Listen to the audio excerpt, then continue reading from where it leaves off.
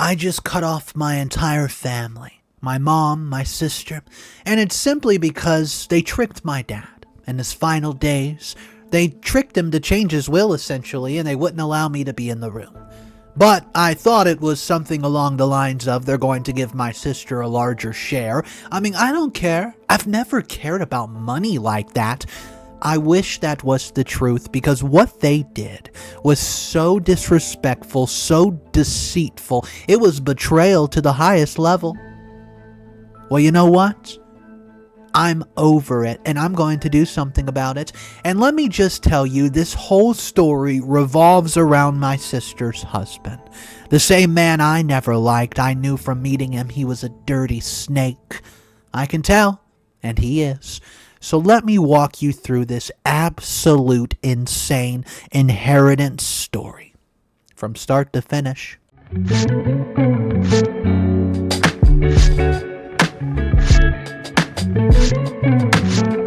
I'm 32 male. I'm writing this from a hotel room because I physically can't sleep.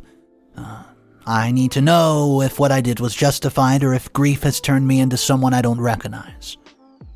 I'm going to lay it out, everything, because the full context does matter. This is not just about an inheritance or a will, this is about betrayal, so deep and calculated that I'm questioning every memory I have of my childhood. Let me start at the beginning, because understanding my family dynamic is crucial to understanding how they pulled this off.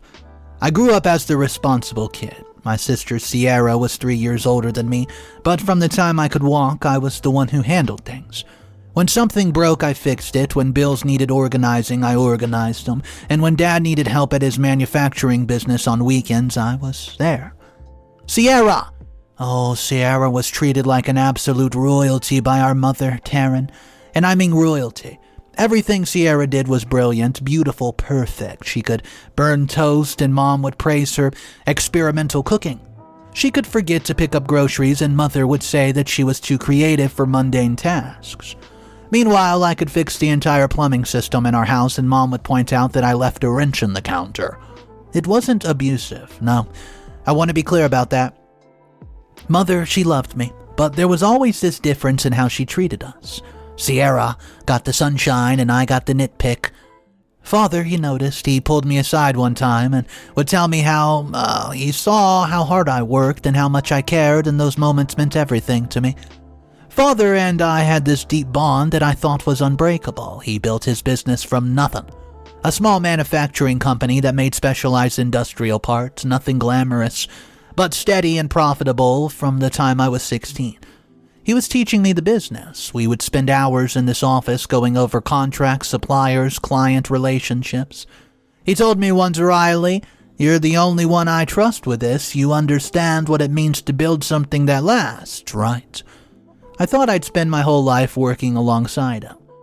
Enter Brent, the charismatic son-in-law. So, 8 years ago, Sierra marries Brent. The wedding was this massive affair that Mother planned for over a year. Oh yeah. Brent was, and is still, I suppose, incredibly charismatic. Tall, handsome, with this way of commanding a room that made everybody lean in when he spoke. Yeah, it's true, he worked in finance, alright. Something just vague with investments that he would explain in ways that sounded impressive, but never really quite made sense to anybody except him. The whole family adored him immediately. Mother practically glowed around him, and Dad was more reserved but seemed to accept him. Sierra was head over heels. I was the only one who felt something was off. It wasn't anything I could point to specifically. Brent was always polite to me, always friendly, but there was this performative quality to everything he did, like he was constantly auditioning for the role of perfect son-in-law, rather than just being himself. His compliments felt rehearsed, his interest in family matters felt calculated. I kept my mouth shut. Sierra, she seemed happy, and I didn't want to be the bitter little brother who could not be happy for his sister. Over the first few years of their marriage, I started noticing patterns. Brent began inserting himself into family discussions about finances. It started casually, a comment here about investment strategies, a suggestion about business expansion, and Dad would listen politely but rarely took his advice. I could tell it irritated Brent, though he hid it well. Sierra and Brent visits became less frequent, which seemed normal for a married couple building their own life. Except I noticed they did show up, whenever there were discussions about the business, about Dad's retirement plans, about estate planning. Mother started defending Brent's opinions more and more. See, even when they contradicted Dad, especially when they contradicted Dad, I'd watch these dinner table conversations where Dad would explain why a certain business decision made sense and Mother would counter with, well, Brent said this. I created this weird tension I could feel. About 4 years into their marriage, I overheard a conversation between Brent and Mother in the kitchen during a family dinner. I was coming down the hallway and heard Brent say, "You've always been my biggest supporter, Taryn. You know what? That means the world to me." Mother's response was too quiet for me to hear, but her tone was warm, warmer than I'd heard her speak to Dad in years. So I walk in, and they both go silent. They immediately started talking about desserts. Yeah, it was, different. I brushed it off as flattery, and Brent was good at flattery, and Dad even mentioned once, privately, that he didn't like Brent's hunger for control. We were in his office going over quarterly reports, and Brent had called earlier that day with suggestions. Suggestions about restructuring the company, and, well, Dad set down his pen and said, "That man is always positioning himself, always angling. I don't like it, Riley." I asked if he thought Brent was bad for Sierra, and Dad was quiet for a long moment, then said, "I think Brent is exactly who Brent needs to be. That's what worries me the most." I wish I'd understood what he meant then, I really do. So 2 years ago, Dad started having health scares. The first was a heart incident that landed him in the ER. I got the call at 2 a.m. from Mother, and I was at the hospital within 20 minutes. Sierra and Brent showed up 6 hours later, and they claimed traffic. Brent explained, though they lived 40 minutes away. The pattern repeated. Every appointment, every single scare, every emergency, I was there. Sierra and Brent always had timing conflicts. Brent's work was demanding, Sierra would explain. He couldn't just drop everything, but I could apparently, and I rearranged my entire life around Dad's health. Took over more of the business so he could rest. Drove him to specialist appointments 3 times a week and sat with him during chemo when the heart issues turned out to be connected to a larger cancer diagnosis. Dad's condition worsened over 18 months. The doctors eventually told us it was terminal. Maybe 6 months, maybe less. I moved into my parents' house and set up a bedroom on the first floor so I could be close to Dad at night. Learned how to manage his medication, his pain levels, his dietary restriction. Mom helped, but she was fragile about it. She would break down crying and I would end up comforting her while also caring for Father. Sierra visited once a week, usually on Sundays, and Brent came with her about half the time. So 3 months before Father passed, he brought up his will. We were sitting in his room late at night, and he could not sleep because of the pain. I was reading to him from a book about history of manufacturing in America, something he'd always been interested in listening to. He interrupted me mid-sentence and said, "Riley, I need to update my will." I told him we didn't need to talk about that now. He has time. He gave me this look, sad and knowing. He said, "No, son, I don't, and I need to protect you from the manipulation." Well, I asked what he meant. He just shook his head and said we would discuss it with Owen, our family lawyer, soon. So a week later, Owen comes to the house. I remember it very, very vividly. I remember the meeting clearly. Dad wanted to make sure I'd been taken care of and the business would be mine to run. The house would be split between Sierra and me, and Mom would have access to accounts that she needed. Owen took notes and said that he'd draft everything. After Owen left, Dad seemed relieved. He squeezed my hand and said, "You've been a good son. The best son. Don't let anyone tell you different." That should have been the end of it, but Owen mentioned something to me in passing as he was leaving. Something I didn't think much of it at the time. He said, "You know, this is interesting. Brent called me a few months ago asking about estate planning procedures. Said he would he's just curious about the process for when his family's own parents pass. But he asked very specific questions about your father's business structure." I felt a chill, but dismissed it. Maybe Brent was just being thorough about understanding family assets. I don't know. When Dad's condition became critical enough that he needs to be hospitalized, about 3 weeks before he passed, something shifted. Brent became aggressive, helpful. He showed up at the hospital constantly, more than Sierra even. He would arrive with coffee for the nurses, flowers for Mom, offers to handle paperwork and manage logistics. So the first time he suggested he should oversee the estate details so I could focus on emotional sides of things. I was standing in the hospital hallway after a brutal conversation with Dad's oncologist. Brent put his hand on my shoulder and said, "Riley, you're carrying too much, man. Let me take some of the burden off your plate. You shouldn't have to think about your finances right now." I pulled away. I said, "I got it handled, dude." His expression flickered, just for a second, into something cold, then the warm mask slid back into place. "Of course, I'm just trying to help." I mentioned it to Mom later, and her reaction stunned me. She snapped at me, actually raised her voice in the hospital hallway.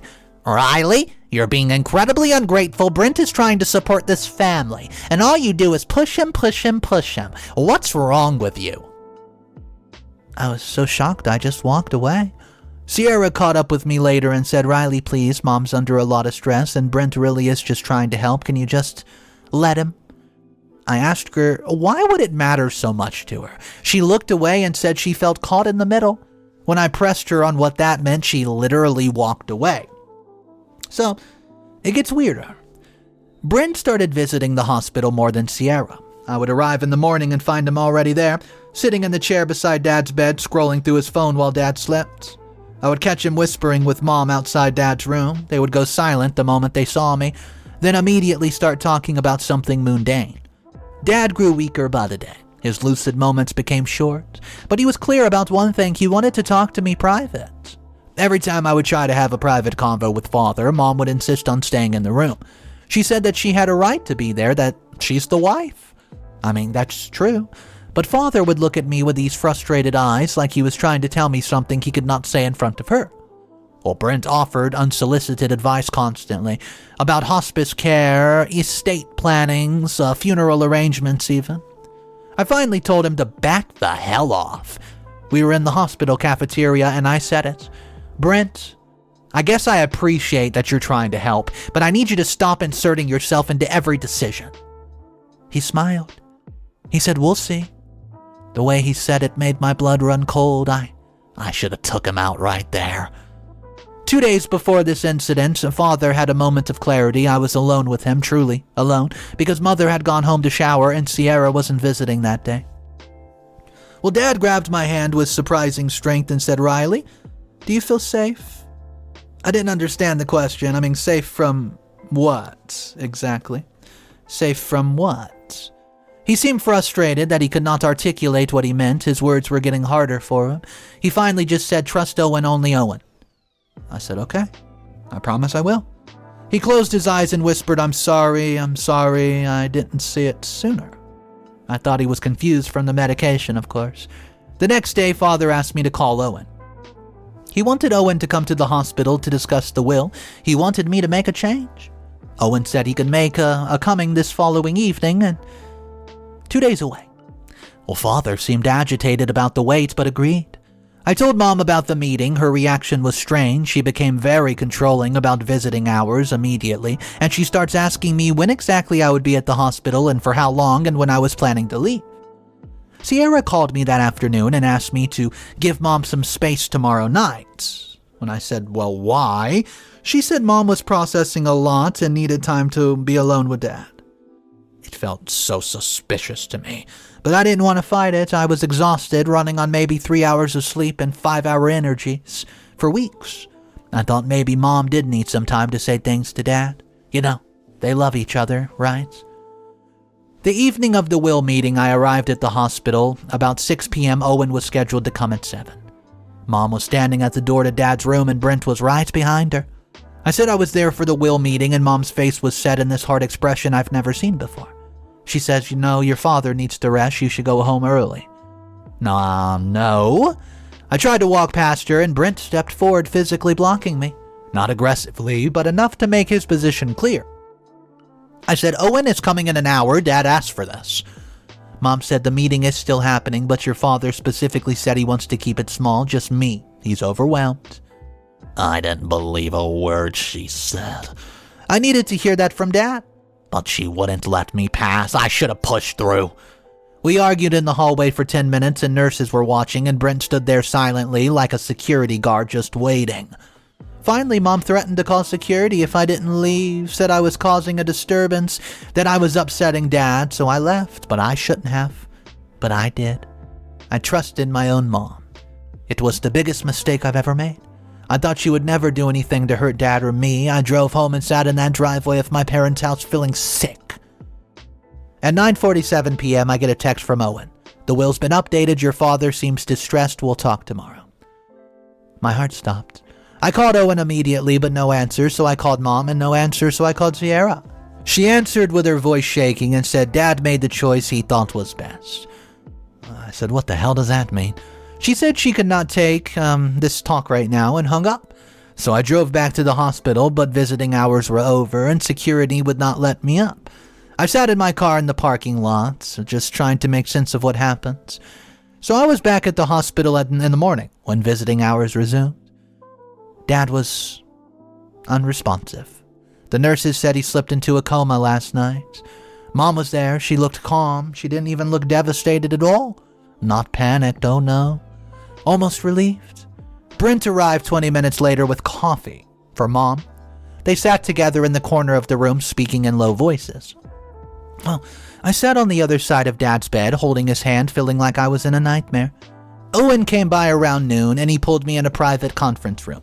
He looked deeply uncomfortable, and he said, Riley, your father changed his will last night significantly. He made the changes with only your mother and Brent there. I demanded to know what was changed. Owen said he legally could not tell me until Father passes, but he felt I should know it anyways. I asked him if Dad seemed coherent, and Owen hesitated, then said, well, he seemed humiliated and ashamed. He was crying, but he was coherent enough that I could not refuse to notarize. I asked why Brent was in the room, and Owen said Mom insisted that he's there as a witness. I was feeling physically ill at this point. So I realized I've been intentionally pushed out. Mom and Brent had orchestrated this whole thing. Dad died that evening. Peacefully, the doctors say. Peaceful, huh? How do they know? How the hell would they know? Slipping away quietly, they said. I was holding his hand, and Mom was on the other side of the bed, and Sierra and Brent were in the hallway, and I'll never forget it, that monitor flatlined. It was just like a movie. Mom, she let out this dramatic wail. She threw herself across Dad's chest crying. Sierra and Brent came a-running. They embraced in the hallway, this long, tight hug that seemed more about comfort than grief. I sat there numb, feeling like I've been robbed of any chance to say goodbye properly. Dad's last conscious moment had been spent making changes to his will while I was locked out of the room, and I was too much of a coward to push through. A nurse asked if I needed anything. A glass of water. I was very rude to her. Brent approached me, put his hand on my shoulder, and said, I'm sorry, Riley, he was a good man. I smacked his hand away. Mom immediately yelled at me, Riley! In grief, you're selfish. Brent's trying to comfort you. I looked at her. I really looked at her and saw something in her eyes I've never seen before. Something guilty and defensive and almost victorious. Brent and Mom exchanged a look across the room, a loaded, significant look. I knew in that moment that something was catastrophically wrong. So the funeral. 3 days later. I barely remember it. Brent gives a eulogy, talks about what a wonderful man Dad was, what an honor it was to be a part of the family, and I wanted to vomit. Sierra gave a short speech about childhood memories, and Mother was too overcome to speak. I didn't speak, I couldn't. Extended family members kept pulling me aside to say how sorry they were, how much Dad loved me, how proud he was of me, and I felt like I was watching everything through glass. Mom and Brent were together constantly. She leaned on him more than she leaned on Sierra. That should have been a red flag, but I was too deep in grief to process it. Owen called 4 days after the funeral, says we need to make a meeting for the discussion of the will. He wanted me to have my best friend Jamal there for supports. I thought it was a little weird, but I asked him if it was bad. He was quiet for a long moment and said, just bring Jamal. We gathered at Owen's office 1 week after Dad's death. I sat in one of those little leather chairs. They're supposed to be comfortable, but felt like sitting on broken glass, you know the type. Jamal was next to me. I was grateful for him. We've been together since 4 years of age. Mom and Brent arrived together, in the same car. Sierra arrived separately, looking like she had not slept in days, so I asked Mom why she and Brent came together. She said Brent had offered to drive her and that she was too emotional to drive. Sierra's face went pale, but she said nothing. Owen opened the file with his hand shaking slightly. He read the legal preamble, then he got to the assets. To Brent Matthews, I leave the entirety of the estate. This includes the family home, the business, the financial accounts, investment portfolios, and any additional assets not explicitly mentioned. The room went silent and I thought I misheard it. I said, "What?" Owen read it again, slower, every word landing like a physical blow. Everything, the house, the business, Dad and I built together. Every account, every asset to Brent, not to Mom, not to Sierra, not to me, a stranger. To my sister's husband? Brent had this expression on his face, shock really, eyes wide. I could tell it was fake, but I could see the satisfaction underneath. He's a snake. Sierra was staring at her hands trembling and she whispered, "I support Dad's choice." Her voice cracked on the words. Mom looked at me with this mixture of pity and something else, something that looked almost like a victory. I'm not proud of this, but I exploded. I started to scream, demanding to know how this is legal. This makes no sense. What the hell have they done to him? Owen explained that Dad had made these changes the night I was banned from the hospital, that it was done legally with a witness and with Dad's full coherent consent. The lawyer was there. I turned on Brent, accused him of manipulation, of coercion, of predatory behavior towards a dying man. And Brent calmly denied it, said he was just as shocked as anyone. Said he tried to tell Dad this was not necessary, but I knew he was a liar. Sierra was begging me to let it go, but she looked terrified, not of me, of something else. Jamal. Thank God for Jamal. He tried to get me to step aside. He even looked at Brent like I've never seen him look at someone before. But I refused to step aside. Jamal couldn't even hold me back. I don't care if he's 6'7", 350 pounds. He is not gonna hold me back. Owen mentioned that Dad had seemed humiliated and ashamed during the signing, and Mom interrupted sharply. Dean was confused. The medication had made him confused. But Owen shook his head, said, "No, Taryn, he was lucid, upset but lucid." I demanded to know why. Why would Dad do this? I mean, what possible reason could he have? Mom and Brent were exchanging panicked glances, actually looking panicked this time, and I kept rushing, kept demanding answers, and finally Mom snapped. She said, "Dean didn't want you tied to the family anymore." The words hit me like a physical blow. The room was spinning and I couldn't breathe.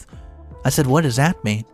Mother was crying real tears now. "He didn't want you to be chained to us. He wanted to set you free." That doesn't make sense. None of that makes sense. The truth explodes, huh? Sierra, she broke. She just broke. She stood up sobbing and shouted, "They've been sleeping together for years. Brent and Mom have been having an affair for 7 years. The room got eerily quiet and I thought I was going to vomit. My vision went blurry around the edges and I already have high blood pressure. Brent didn't deny it. He just very quietly said, "We never meant for this to come out like this." Mom was crying, saying, "Brent and I found comfort in each other. Your father and I have been distant for too long. Brent understands me. He sees me." My mother is an idiot. I could not process the words. They weren't making sense as a language. And Sierra was hyperventilating. And you know what? She's a coward too, saying she's known this for 3 years, that she caught them together at a family party and they begged her not to say anything. Are you kidding me? That Mom had threatened to leave the family entirely if Sierra told Dad. Who cares, Sierra? Tell Dad! So Sierra had kept quiet, watched her husband mess around with her mom, stayed silent like a coward to keep the family together. Give me a break. I realized why they kept me away from Dad that night. They were afraid I was going to figure it out. Owen looked like he wanted to disappear into the floorboard. I guess revealed that Dad had confronted Mom the night of the signing and Dad had known. Of course Dad knew. He knew everything. He found out somehow, Owen wasn't sure how, and confronted both of them in the hospital room. The will change wasn't about giving Brent everything. It was about humiliation, about shame, about dying man trying to process the fact that his wife and son-in-law had betrayed him in the worst way possible. Owen's voice was shaking as he said, "Your father told me, if Riley inherits, he'll chain himself to them forever. He'll feel obligated, he'll try to keep the family together. Please set him free and let him walk away." I collapsed into the chair. I wasn't crying about the money. I didn't give a damn. I never cared about money. I was crying because my father died, believing I needed to be protected from my own family while this snake tried to take it all. I was aware that he was correct. Sierra was begging me to understand their love story. Love story? She called it a love story, guys. Can you believe it? I looked at her and could not recognize my own sister. Brent was trying to spin it, saying it's complicated, that feelings don't allow rules, that he and Mom had tried to fight it, and Mom was insisting she finally found happiness, that she's been lonely in her marriage for years, that I could not understand what it was like to feel unseen. And I'm just thinking, you idiot. He's manipulating you. He doesn't care about you. He doesn't love you. He wants the money. I stood up. My whole body was shaking. I looked at three of them, Mom, Sierra, Brent, and I said, "You destroyed him. In his final days when he needed us, when he was passing away and terrified and in pain, you destroyed him." Mother had the audacity to look offended. She said that Dad has made his own choices and she was not responsible for his reaction. Brent said they were planning to build a future together with the inheritance, that they would still have the business, but they might sell it. Oh, and the houses, and start fresh somewhere else, maybe another country.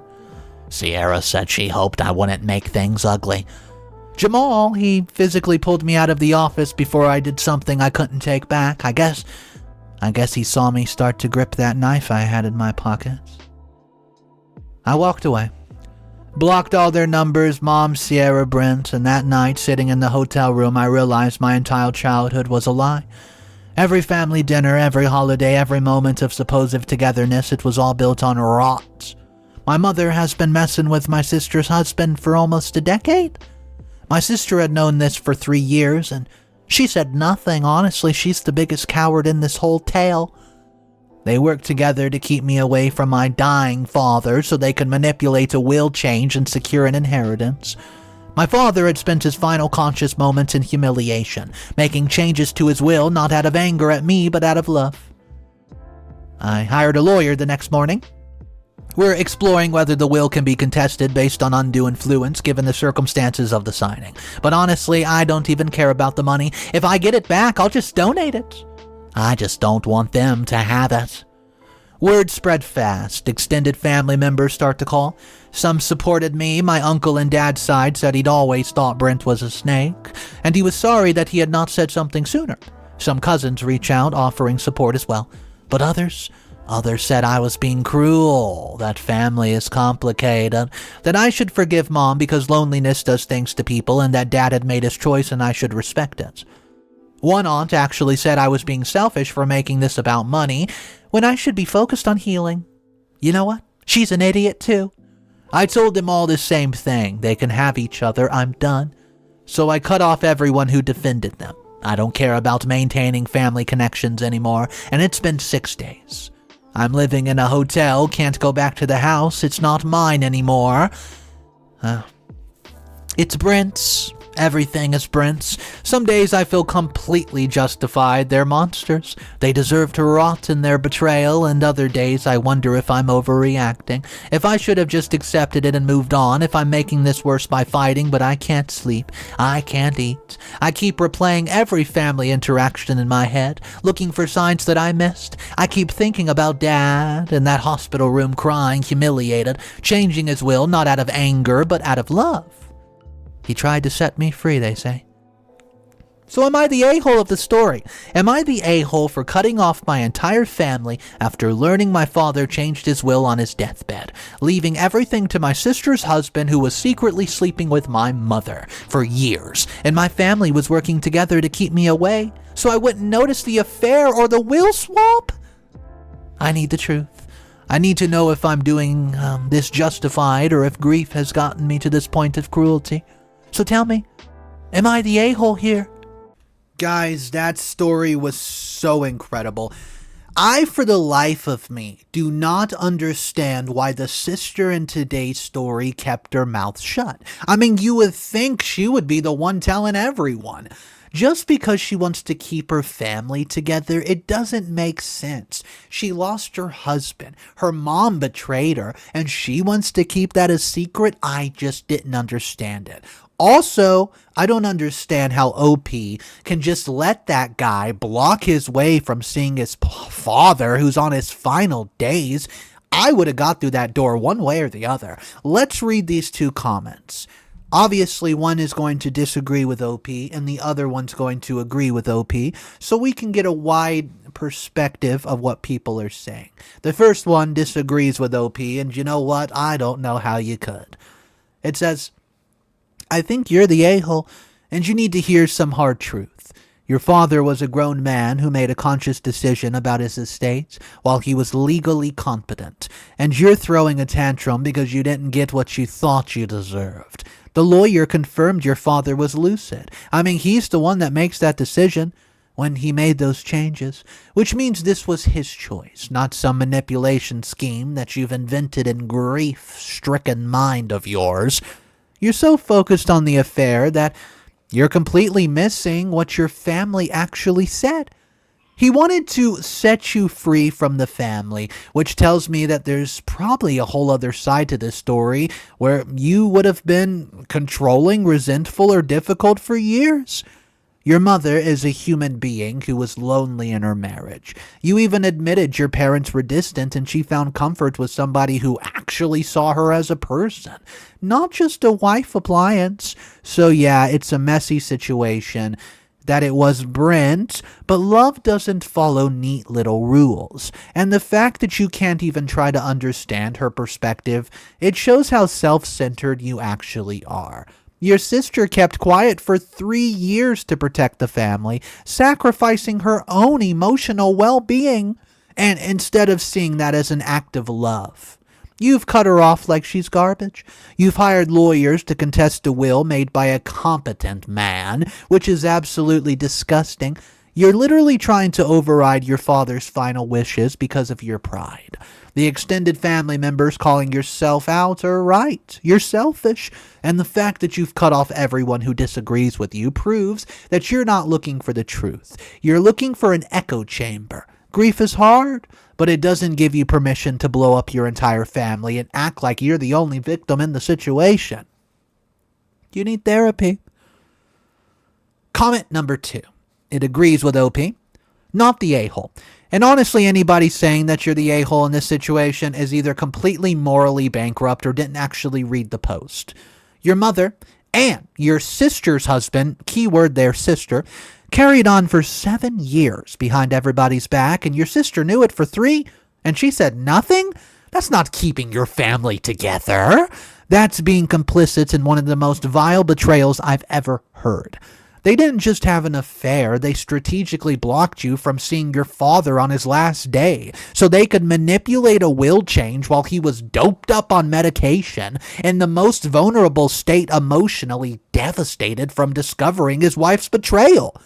Your father didn't change that will because he didn't love you. He changed it because he loved you so much that even in his final humiliating moments, he was trying to protect you from these toxic parasites.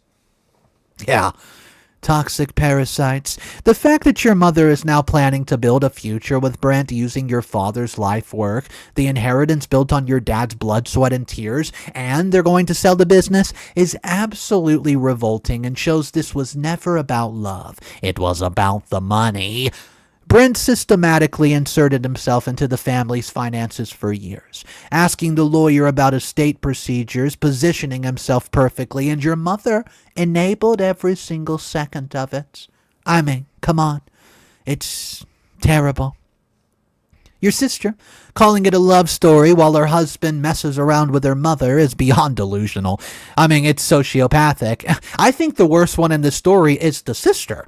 Anyone saying family is complicated and loneliness does things to people is making excuses for elder abuse, because that's what we saw here. They abused a man on his deathbed. Trust, manipulation as final decisions. You didn't lose an inheritance. You lost your father twice. Once to the cancer and once to the knowledge that his final days were spent in humiliation because of the people who were supposed to love him. Cut him off. Oh yeah, contest the will. Spend every dollar that you have contesting that will with everything you have. And don't you dare let anyone make you feel guilty for refusing to accept this nightmare. Guys, you don't have to agree with me, but I don't think I could have said it better myself. I agree with comment 2 100%. Let me know what you think in the comment section down below. I love to discuss these stories. I love to read all of your comments, and I hope you enjoyed today's story. It was definitely a wild one. I'll see you guys tomorrow for another emotional, drama-driven story. Have a great day. I'll see you then. And of course, remember, it's cool to be kind. Peace.